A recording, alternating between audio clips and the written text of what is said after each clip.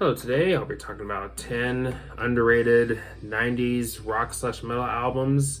Now, there are many albums that I could choose from for this video, but I decided to choose these 10 albums here. And this is not the top 10. These are just 10 albums that I randomly selected that I feel are underrated in the realm of rock and metal in the 90s. So let's go ahead and dive into it. This will be in no particular order or anything, but we're going to go ahead and start off with Corrosion of Conformity with their album Wise Blood. Now, when people think of this band, Deliverance is usually the album that comes to mind first, but when people think of this album, Drowning in a Daydream is really the song that comes to mind first, and that's the big song on the album, and I feel like the rest of the album, or at least some of the tracks on here, are kind of overlooked. To name some of those, Long Whip / Big America, which has grown to be maybe one of my favorite Corrosion of Conformity songs. The title track is also great, one of the heavier songs on here. But yeah, this album also, I'd say, might have some of their heaviest moments, or might have some of their heaviest work. Again, with songs like maybe the title track, and also the song Fuel, which is one of the more faster songs that they've done. I really like that one. It's short, fast, and catchy. I also really like The Door. You also have Man or Ash. I think the album starts off strong with King of the Rotten. But yeah, there's maybe a few songs that are maybe skippable on here, but overall, I still think it's overall a pretty solid album from Corrosion of Conformity, and definitely one of their best. But next, we're going to go ahead and move on to Faith No More with King for a Day, Fool for a Lifetime. This album is kind of a mixture of musical styles, and that seems to be something that you're either into it or you're just not. I mean, when this album came out, it got fairly mixed reviews.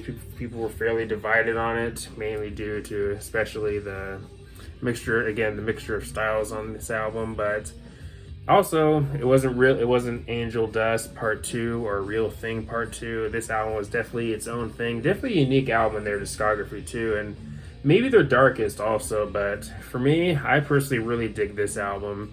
Not my favorite album by them, but one of their best, I'd say so. But some of my favorites on here, Ricochet, Evidence, probably being one of my favorite Faith No More songs. Gentle Art of Making Enemies, I really like Star AD. Kind of weird, but again, I really like it. I even like the slower song on here, track number 7, Corallo Volador, however you pronounce that. I really like that one. You have Digging the Grave, which is one of the bigger songs on here. That's another favorite of mine on the album. Title track, another highlight on the album for me. Overall, a pretty good album by Faith No More. Maybe an album that might not be for everybody or might not click with you at first, but definitely an album worth giving more and more listens to. I mean, I can't remember how I felt when I heard this album for the first time, but I do know that I did grow to like this album more and more with each listen. But yeah, pretty good album by Faith No More.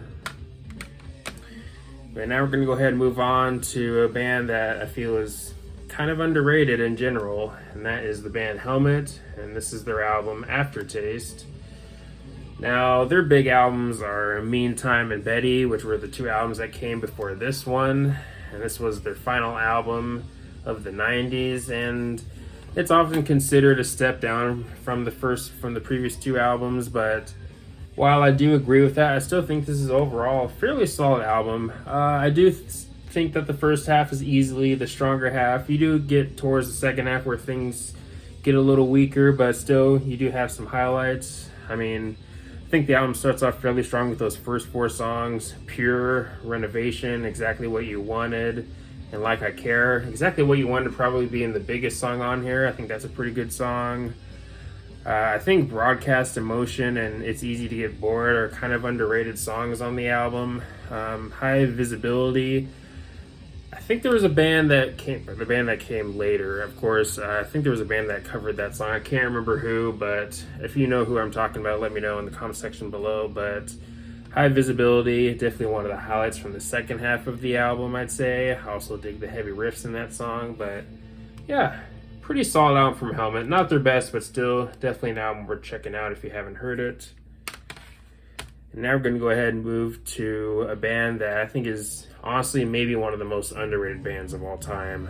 I mean, they definitely have their respect when it comes to the rock/metal world, but a band that never really got super big. I mean, they had some commercial success, such as with their song Over My Head, but the band I am talking about is King's X, and this is their self-titled album.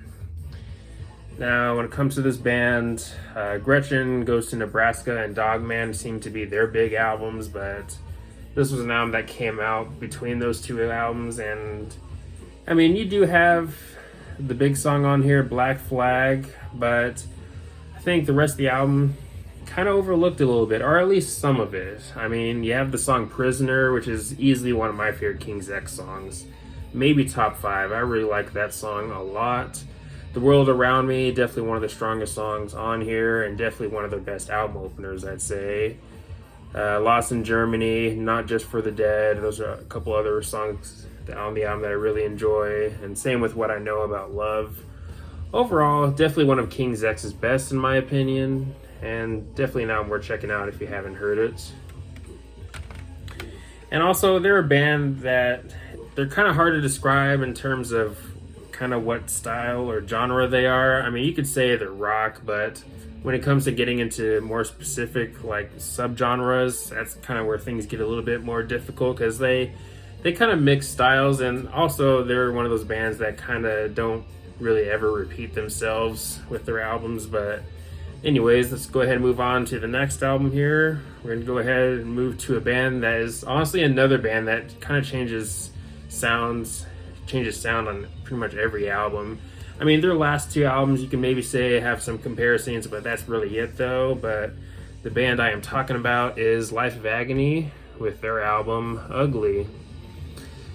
And yeah, this is probably their second best in my opinion. Now, of course, most people hail their first album as their best. That album, of course, being River Runs Red. And yeah, absolutely love that album. Definitely their best, but this album definitely has to be my second favorite. I mean, this album is just dark, raw, and definitely gets heavy at times. But yeah, also, I definitely say that if you're a fan of Ross Robinson or Korn or early Korn, definitely give this album a listen. Definitely check it out, especially tracks like Seasons or Other Side of the River or I Regret or Unstable. But yeah, really good album from Life of Agony. There isn't really any other albums in their discography that sound like this one. I mean, this album, if I remember correctly, is produced by someone named Steve Thompson. But again, the production on this album, to me, kind of sounds like Ross Robinson production a little bit. Especially how his production sounded in of course, the 90s. But some of my favorites on here, Seasons, Other Side of the River, Drained, Unstable. You know what? I even like their cover of Don't You Forget About Me, which is the album closer. Not everyone's into that cover, but for me, I personally kind of dig it. I dig their interpretation of that song. But yeah, really good album from Life of Agony.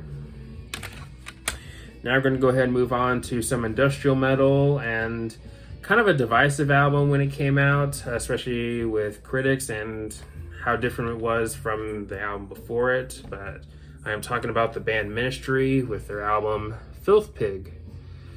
So yeah, with their last album, Psalm 69, that was their big album, but then they came out with this one, and this album's a bit slower, a bit more sludgy, but of course you still have the heaviness that you want or get with Ministry. But yeah, I actually really dig this album. I think this is maybe one of their best, or at least one of my favorites. I mean, some of my favorites on here, you have the song Reload, which is one of the more aggressive tracks on here. I also really like the title track. Lava is another song I really enjoy. Game Show, I think, is maybe one of their most underrated songs. Probably maybe one of my favorite Ministry songs at this point. But yeah, pretty interesting album from Ministry. There isn't really any other albums in their discography that sounds like this one, but overall, interesting listen, and again, one of my favorite Ministry albums. And now we're going to go ahead and move on to some death metal. Some old school death metal with Obituary with their album World Demise. Now, when people talk about Obituary, their first 3 albums are usually the albums that are mentioned the most, and maybe their latest album, the self-titled. But this album isn't talked about as much as some of their other albums. Now, you do have the song Don't Care, which is probably the biggest song on here, but outside of that, the rest of the tracks, the rest of the songs on the album aren't really talked about very much. Maybe Final Thoughts is another song you can throw in there as maybe one of the more talked about songs, but again, most of this album to me is kind of underrated, kind of overlooked, but some of my favorites, Don't Care, which is probably honestly one of my favorite Obituary songs. I absolutely love the riffs and the groove in that song. I also really like the title track. Burned In was one of my initial first favorites when I heard the album for the first time. Redefine is another song that's going to be one of my favorites on the album. You also have, now this is a song that's on the bonus track version of this album, the song Killing Victims Found. If you haven't heard that Obituary song, definitely check it out. I think it's probably maybe one of my favorite Obituary songs. I really like that song a lot. And yeah, with this album, you could make the argument that songs start to blend together a little bit, especially when you move towards the second half. But again, I think this is a pretty enjoyable album. And I also dig the production of the album too. Maybe one of their best sounding albums, I'd say, especially production wise. But yeah, pretty good album from Obituary. Now we're going to go ahead and move on to Queensryche with their album Promised Land.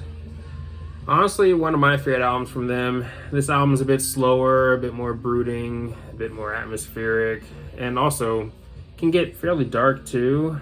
It seems to have a dark atmosphere to it, but again, probably one of my personal favorite albums from them. I don't know. I mean, this album's not going to be for every Queensryche fan because this album is definitely not as energetic or as metal as some of their previous albums, like of course Operation Mindcrime, or The Warning. But I think this album is pretty dang good and a pretty interesting listen. I'd say give it another chance if you weren't into it the first time. But some of my favorites on here: I Am I, Damaged. I did get the pleasure of seeing them perform that song Damaged live last year, and that was really cool to hear. Bridge, another favorite of mine. Fairly more straightforward song from them, but again, I really dig that one. You have the title track, which is the big epic on the album. That song is just slow, dark, and moody. I really like that one a lot. If you're into the Empire album, then you'll might enjoy the song My Global Mind. I also really like the song Disconnected. Kind of a weird song on the album, especially with some of the vocals in it, but again, I personally really dig that song. But yeah, strong album from Queensryche in my opinion. Definitely check it out if you haven't heard it, or if you weren't into it the first time, or if you aren't really into it now, definitely give it another chance. Now we're going to go ahead and move to one of my personal favorite bands, Rush, and is with their album Test for Echo. Now, this album is often considered one of the weakest, along with some other albums like Vapor Trails or Hold Your Fire. But yeah, while I wouldn't rank this as one of their best, I also wouldn't rank, well, would I rank it as one of the worst? I'm not sure. I mean, it'd be close. It'd be towards the bottom half for sure, but still, overall, a solid album from Rush. I mean, some of my favorites, I really like the title track. Driven's pretty good. Time and Motion, honestly, a pretty underrated song from Rush, in my opinion. Same with Resist. I think that song has really solid melody to it. Totem, overall, a decent track. You do have the instrumental Limbo, not one of their best instrumentals, but still a decent instrumental, I'd say. But yeah, pretty good album from Rush, and I don't think Rush has any bad albums. Of course, some better than others, which you could say for any discography, but yeah. Let's go ahead and move on to the final album for this video, and that is Voivod with their album The Outer Limits. Now when people talk about Voivod, often albums that are often considered favorites are usually Dimension Hatros or Nothing Face. Those are the two albums that are often considered favorites the most among fans, but this album and Nothing Face kind of fight for being my favorite Voivod album. I really like this album a lot. Definitely one of the more accessible sounding albums. I mean, Nothing Face is probably at the top for me, but this album is a maybe close second.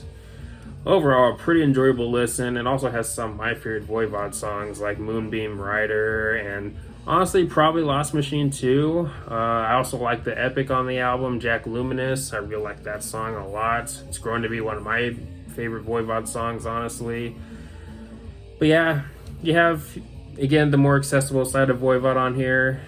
Sometimes with tracks like Fix My Heart, that being a big one for them, especially one of the more bigger songs on the album. You also have a Pink Floyd cover, the Nile song.